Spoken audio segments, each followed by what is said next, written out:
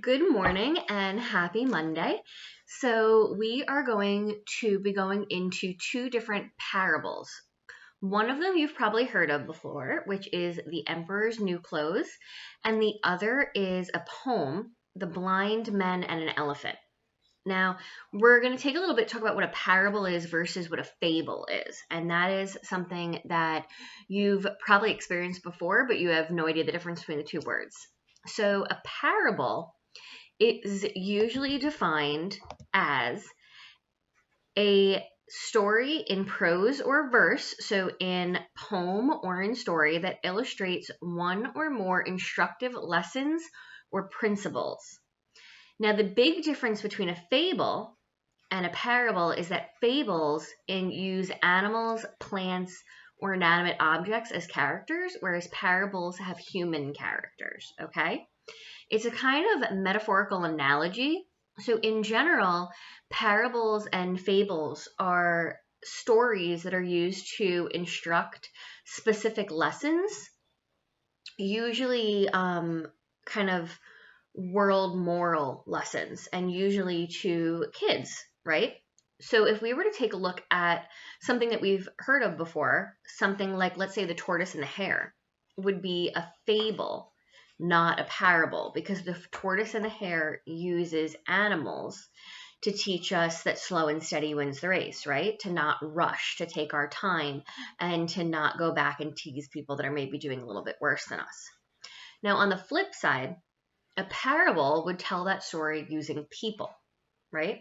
So a parable, if we were to look back at our Beauty and the Beast, a parable taught us to judge people by their inside, not their outside, and it used people. It used Beauty and her family and her father, right?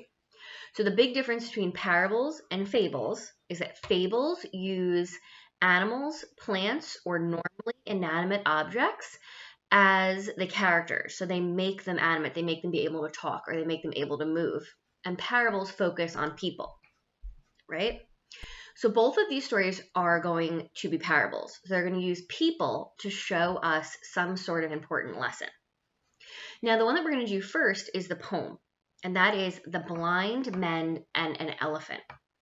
Now, this is based on an Indian parable that goes pretty far back. They find it in a lot of old Hindu and Buddhist texts have similar versions of the story. The one that we're using is from, and I will double check, I want to say it's the 1500s. Let me take a quick check on that because I don't want to be wrong. And I'm actually using an 1800s version. I was looking at an even older one as I was speaking. So we're going to be using an 1800 version, which is a poem, which is in English. But this story itself comes usually from very old Hindu Buddhist texts from around the Indian region. And it's going to focus on a group of blind men, the blind men and an elephant. And they have never seen or been exposed to an elephant before they were blind, right? So they have no basis for what an elephant is, what it looks like, what it acts like, what it is at all. They have no idea. They have no information on this, right? And they send these blind men over up to the elephant. They don't tell them anything. They don't know that it's alive. They don't know that it's an animal. They don't know that it's really big. They just know what they can feel with their hands, right? So they tell these blind men to go over and to touch this elephant and then tell them what an elephant is, okay?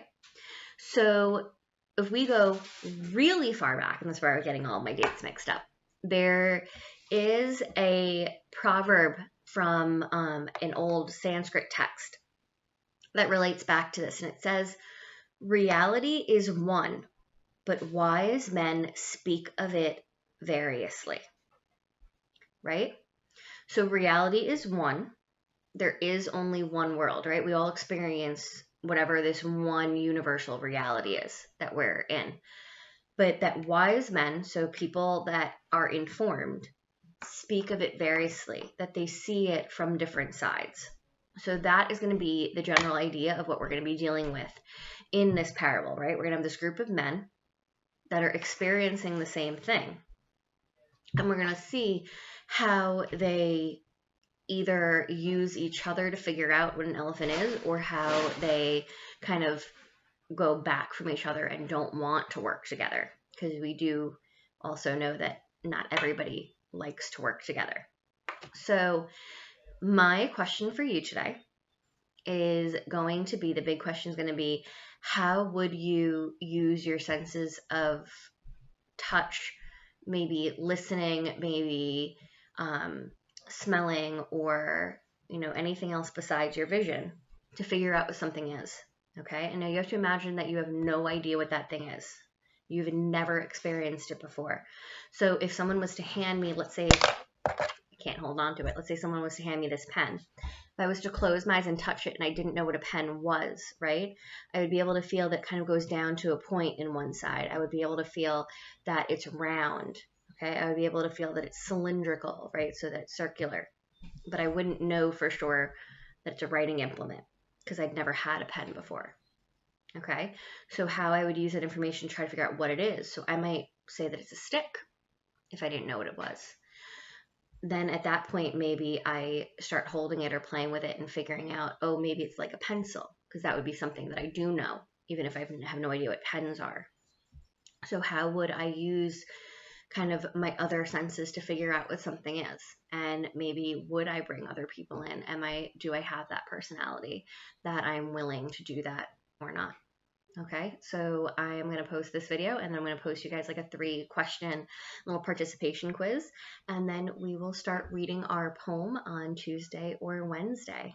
You guys have a great day.